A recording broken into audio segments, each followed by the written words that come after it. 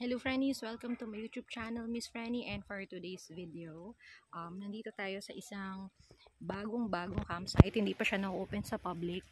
So, nag-event lang kami dito kasi yung organizer namin ay friend ng may-ari ng campsite. Pero hindi pa siya napapagamit sa sinuman. Kami ata ang buena mano dito, no? And kung mapapansin ninyo, ayan, dinedevelop pa lang ang place.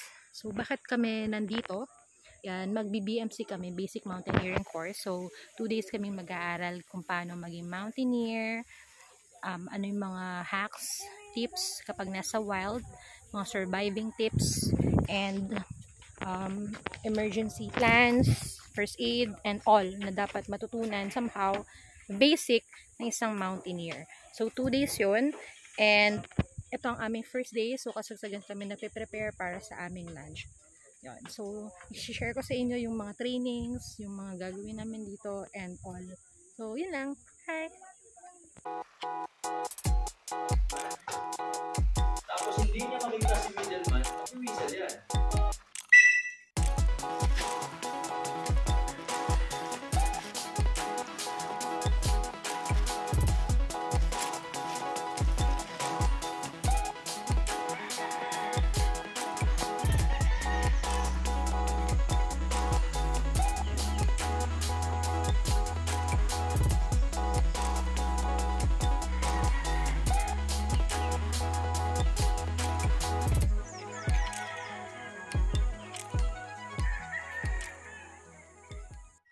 Hello Frannies! Good morning! Ito ang ating day 2 ng ating BMC Basic Mountaineering Course. Kahapon, di ba, may mga pictures na pinakita about sa discussion, doon nga sa safety outdoors, mga camp management, and hindi na ako ganun nakapag-video masyado kasi nga nakafocus sa may lecture. Pero ngayon, another set of lessons ang ating gagawin, and in case na nakapag-focus ulit, baka picture-picture na lang ang aking magawa, hindi na ako makapag-video, pero ano natin, tatry natin, no?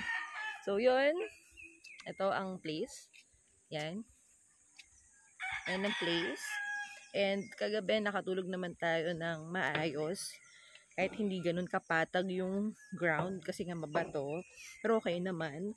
And sobrang lamig. Sobrang lamig dito. Pero okay lang ulit. So, let's go!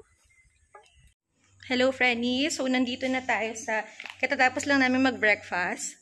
And, nandito na tayo sa day 2 official lecture again ng about sa basic mountaineering course. And, i-explain na yung iba't ibang mga management tips. Paano nga ba mag-handle ng yourself, your group, yung mga gamit mo, and paano ka mag-aakit na certain situation during the camping or hiking activity ninyo.